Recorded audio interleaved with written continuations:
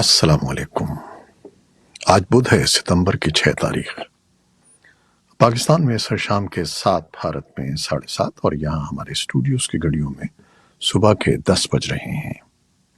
Voice of America Washington کی Urdu service سے میں ہوں خالد حمید، خبروں کے ایک بلیٹن کے ساتھ۔ پاکستان اور افغانستان کے درمیان سرحدی گزرگاہ آج بدھ کو دونوں ملکوں کی سیکیورٹی فورسز کے درمیان فائرنگ کے تبادلے کے بعد بند کر دی گئی۔ ایک سیکیورٹی اہلکار نے وائس آف امریکہ کو بتایا کہ پاکستان اور افغان طالبان فورسز کے درمیان فائرنگ کا تبادلہ ہوا، لیکن ابھی تک کسی جانی نقصان کی اطلاع نہیں ملی ہے۔ پاکستان کے فوجی میڈیا ونگ ISPR نے ابھی تک تبصرے کی درخواست کا جواب نہیں دیا ہے۔ افغان طالبان حکام نے بھی ابھی تک اس واقعے کے بارے میں کوئی بیان جاری نہیں کیا ہے، جو دونوں ممالک کے درمیان اہم تجارتی راستے تورخم بارڈر کراسنگ پر پیش آیا۔ بھارت میں 9 اور 10 ستمبر کو شیڈول G20 اجلاس کے لیے بھرپور تیاریاں کی جا رہی ہیں، اور عالمی رہنماؤں کی آمد سے قبل دارالحکومت نئی دہلی کی انتظامیہ سخت سیکیورٹی اقدامات میں مصروف ہے۔ بھارت کی میزبانی میں ہونے والے اس اجلاس کی تھیم ہے پوری دنیا ایک کنبہ ہے۔ اجلاس میں امریکہ کے صدر جو بائیڈن سمیت 15 سے زائد ملکوں کے رہنما شریک ہوں گے۔ تاہم چین اور روس کے صدور نے کانفرنس میں شرکت نہ کرنے کا فیصلہ کیا ہے۔ بھارت کے وزیر خارجہ ایس جے شنکر نے کہا ہے کہ روس اور چین کے صدور کے نئی دہلی میں ہونے والے اجلاس میں شرکت نہ کرنے کے فیصلے کا بھارت سے کوئی تعلق نہیں ہے۔ روس کے وزیر خارجہ سرگئی لیوروف اور چین کے وزیر اعظم لی چیانگ اپنے اپنے ملکوں کے وفود کی قیادت کریں گے۔ امریکہ، برطانیہ، فرانس، جرمنی، کینیڈا، آسٹریلیا سمیت G20 میں شامل دیگر ملکوں کے سربراہان اس کانفرنس میں شرکت کر رہے ہیں۔ پاکستان کی سینٹ کی قائمہ کمیٹی برائے بجلی کا اجلاس اسلام آباد میں ہوا، جس میں کمیٹی کے مطابق یہ نتیجہ اخذ کیا گیا کہ توانائی بحران کا واحد حل یہ ہے کہ IPPs کے معاہدوں کا تفصیلی جائزہ لے کر قیمتوں کا اثر نو جائزہ لیا جائے۔ IPPs کو بغیر نگرانی کے آزادانہ طور پر کام نہیں کرنا چاہیے، جس سے اوور انوائسنگ ہوتی ہے۔ کمیٹی کا کہنا تھا کہ پورے انفراسٹرکچر کو غلط معلومات اور دھوکہ دہی کی شقوں پر دوبارہ جانچ اور جائزہ لینے کی ضرورت ہے۔ ہمارے ملک کے عوام کو اس وقت تک ریلیف نہیں ملے گا جب تک کہ پاور ڈویژن کی جانب سے نااہل افسران کو فارغ نہیں کر دیا جاتا۔ کمیٹی کو بتایا گیا کہ وزارت خزانہ IMF سے مذاکرات کر رہی ہے۔ لاہور ہائی کورٹ نے پنجاب پولیس کو لاپتہ صحافی عمران ریاض خان کو 2 ہفتے میں بازیاب کرانے کا حکم دیا ہے۔ لاہور ہائی کورٹ کے چیف جسٹس محمد امیر بھٹی نے بدھ کو صحافی عمران ریاض خان کی بازیابی کے لیے ان کے والد کی درخواست پر سماعت کی۔ پنجاب پولیس کے انسپکٹر جنرل ڈاکٹر عثمان انور نے عدالت کو آگاہ کیا کہ عمران ریاض کی بازیابی کے لیے مثبت پیش رفت ہوئی ہے۔ انہوں نے عدالت سے استدعا کی کہ پولیس کو کچھ دن کی مہلت دی جائے۔ ان کے بقول وہ جلد خوشخبری سنائیں گے۔ بھارت کی صدر دروپدی مرمو کی جانب سے G20 اجلاس کے مہمانوں کو 9 ستمبر کو دیے جانے والے عشائیے کے دعوت نامے میں پریزیڈنٹ آف انڈیا کی جگہ پر پریزیڈنٹ آف بھارت درج ہونے سے ملک میں نئی بحث چھڑ گئی ہے، اور یہ پوچھا جانے لگا ہے کہ کیا حکومت ملک کا نام تبدیل کرنے جا رہی ہے۔ اس بحث کو BJP کے ایک ترجمان کی جانب سے اس اطلاع نامے کو شیئر کرنے سے تقویت حاصل ہوئی ہے۔ حکومت نے 18 ستمبر کو پارلیمان کا خصوصی اجلاس طلب کیا ہے، جس کا ایجنڈا ظاہر نہیں کیا گیا ہے۔ جب سے اپوزیشن نے اپنے اتحاد کا نام انڈیا رکھا ہے، حکومت اور BJP کی جانب سے لفظ بھارت کے استعمال پر زور دیا جا رہا ہے۔ امریکی محکمہ خارجہ کی حمایت والا ایک امریکی تجارتی وفد کابل پہنچا ہے اور طالبان اور نجی شعبے کے رہنماؤں سے ملاقاتیں کر رہا ہے۔ بدھ کے روز کابل میں ایک کانفرنس میں وفد کے سربراہ نے کہا کہ افغانستان میں طالبان کے اقتدار پر قبضے کے بعد سے اب تک یہ پہلا امریکی وفد ہے جو کابل آیا ہے۔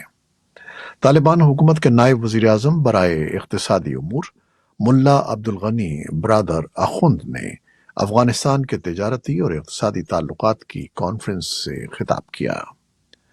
یو اے ای نے اس دورے کی سہولت فراہم کی ہے۔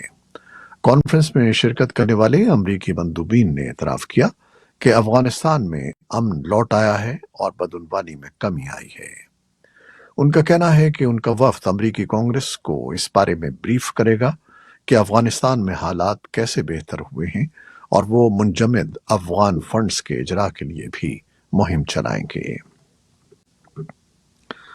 سعودی عرب اور ایران میں تعلقات بحال ہونے کے بعد اب تہران اور ریاض کے سفیروں نے بھی 7 برس بعد اپنی ذمہ داریاں سنبھالتے ہوئے باقاعدہ سفارتی سرگرمیاں شروع کر دی ہیں۔ سعودی عرب کے سرکاری خبر رساں ادارے سعودی پریس ایجنسی کے مطابق ریاض کے سفیر عبداللہ بن سعود الغزی منگل کو تہران پہنچے ہیں۔ ایجنسی کے مطابق الغزی کا کہنا تھا کہ سعودی قیادت ایران کے ساتھ بہتر تعلقات پر زور دیتی ہے، جس کے لیے دونوں ملکوں میں روابط اور ملاقاتوں کو مزید بڑھانے کی ضرورت ہے۔ دوسری جانب ایران نے بھی ریاض میں علی رضا عنایتی کو اپنا سفیر مقرر کیا ہے۔ جنوب مشرقی ایشیا کے ملکوں کے اتحاد آسیان کے رہنماؤں نے فیصلہ کیا ہے کہ میانمار کو طے شدہ میعاد کے مطابق سن 2026 میں آسیان اتحاد کی قیادت نہیں سونپی جائے گی۔ یہ بات آسیان اجلاس کے پہلے دن کی کارروائی کے اختتام پر جاری کیے گئے اعلامیہ میں بتائی گئی۔ آسیان کے ایک عہدیدار نے بتایا کہ ایسا آسیان کے اس عزم کو واضح کرنے کے لیے ہے کہ میانمار میں امن اور استحکام کے 5 نکاتی منصوبے پر عمل کیا جائے۔ آسیان ملکوں کے 2 سفارتکاروں کے مطابق آسیان اتحاد کی جانب سے یہ فیصلہ اس لیے کیا گیا ہے کہ امریکہ اور یورپی یونین کے ساتھ آسیان ملکوں کے تعلقات کو کوئی نقصان نہ پہنچے جو میانمار میں انسانی حقوق بحال کرنے کا مطالبہ کرتے ہیں۔ ترکیہ اور روس کے درمیان یوکرین سے غذائی اجزاء برآمد کرنے کے بحیرہ اسود اناج معاہدے کی بحالی پر بات چیت کسی نتیجے کے بغیر ختم ہو گئی ہے۔ روس کے صدر ولادیمیر پوٹن نے اس معاہدے کی مدت میں مزید توسیع سے انکار کر دیا ہے۔ روس کے شہر سوچی میں ترکیہ کے صدر رجب طیب اردوان سے ملاقات کے بعد ایک پریس کانفرنس سے خطاب میں روسی صدر ولادیمیر پوٹن کا کہنا تھا کہ روس صرف اس صورت میں معاہدے کی طرف لوٹے گا جب مغرب اس معاہدے کے تحت اپنی ذمہ داریوں کو پورا کرے، جن میں ماسکو پر عائد پابندیاں ہٹانے کا وعدہ بھی شامل ہے۔ امریکی وزیر خارجہ اینٹنی بلنکن بدھ کو غیر اعلانیہ دورے پر کیف پہنچے ہیں، جس سے چند گھنٹے پہلے روس کی جانب سے یوکرینی دارالحکومت پر میزائل حملہ ہوا تھا۔ صحافیوں کے ساتھ ایک کانفرنس کال میں کریملن کے ترجمان دمتری پسکوف نے کہا کہ یوکرین کے لیے امریکی امداد ان کے خصوصی فوجی آپریشن پر اثر انداز نہیں ہو سکتی۔ توقع ہے کہ بلنکن صدر ولادیمیر زیلنسکی کے ساتھ ساتھ ملک کے وزیر اعظم اور وزیر خارجہ سے بھی ملاقات کریں گے تاکہ جاری جوابی کارروائیوں اور تعمیر نو کی کوششوں پر تبادلہ خیال کیا جا سکے۔ امریکہ نے خبردار کیا ہے کہ اگر شمالی کوریا نے روس کو ہتھیار فراہم کیے تو اسے اس اقدام کی بھاری قیمت چکانا پڑے گی۔ امریکہ کی قومی سلامتی کے مشیر جیک سلیون نے کہا کہ امریکہ اور اس کے اتحادی روس کی دفاعی صنعت کو محدود کر رہے ہیں، جس کی وجہ سے وہ اب ہتھیاروں کے لیے مختلف ذرائع کی تلاش میں ہے۔ انہوں نے مزید کہا کہ شمالی کوریا روس کو ہتھیار فراہم نہ کرنے کے اپنے بیانات کی پاسداری کرے۔ شمالی کوریا کے سربراہ کم جونگ ان کے رواں ماہ روس جانے کا امکان ہے۔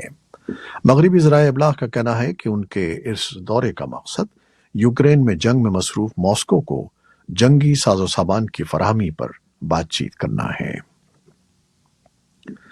برطانیہ کی حکومت نے روس سے تعلق رکھنے والے کرائے کے فوجیوں کے گروپ واگنر کو دہشت گرد تنظیم قرار دینے کا فیصلہ کیا ہے۔ برطانوی وزارت داخلہ نے ایک بیان میں کہا کہ واگنر گروپ کے اثاثوں کو ضبط کرنے سے متعلق ایک مسودہ پارلیمنٹ میں پیش کیا جائے گا، جس کے تحت اس گروپ کا رکن بننا یا اس کی حمایت کرنا غیر قانونی ہوگا۔ منظوری کی صورت میں واگنر گروپ کی تشہیر، اس کے پروگرامات کا انعقاد یا اس میں شرکت کرنا جرم ہوگا، جس کی سزا 14 سال قید تک ہو سکتی ہے۔ ترکیہ، یونان اور بلغاریہ میں شدید بارشوں کے بعد سیلاب کے نتیجے میں کم از کم 7 افراد ہلاک اور متعدد لاپتہ ہو گئے ہیں۔ ترکیہ کے شہر استنبول میں بارشوں کے بعد کئی علاقوں میں سیلابی پانی گھروں میں داخل ہو گیا، جس کے بعد تمام سب وے اسٹیشنز بند کر دیے گئے ہیں۔ اسی طرح کی صورتحال یونان اور بلغاریہ میں بھی ہے، جہاں متاثرہ علاقوں میں حکام نے شہریوں کو ہدایت کی ہے کہ وہ غیر ضروری طور پر گھروں سے نہ نکلیں۔ یہ تھیں وہ خبریں جو فیس بک لائیو پر ہم نے آپ کے لیے پیش کی۔ ہماری ویب سائٹ، یوٹیوب اور پوڈ کاسٹ پر بلیٹن آپ کے لیے پیش کیا جاتا ہے۔ آپ ہمارے بلیٹن کو شیئر کرتے ہیں اور اپنے کمنٹس میں اپنی محبتوں اور دعاؤں کا اظہار کرتے ہیں، جس کے لیے ہم آپ کے بے حد ممنون ہیں۔ اپنی ان محبتوں کو جاری رکھیے گا۔ نیوز پروڈیوسر عائزہ عرفان اور نیوز ایڈیٹر بہجت جیلانی کے ساتھ خالد حمید کو اب اجازت دیجیے گا۔ اللہ حافظ۔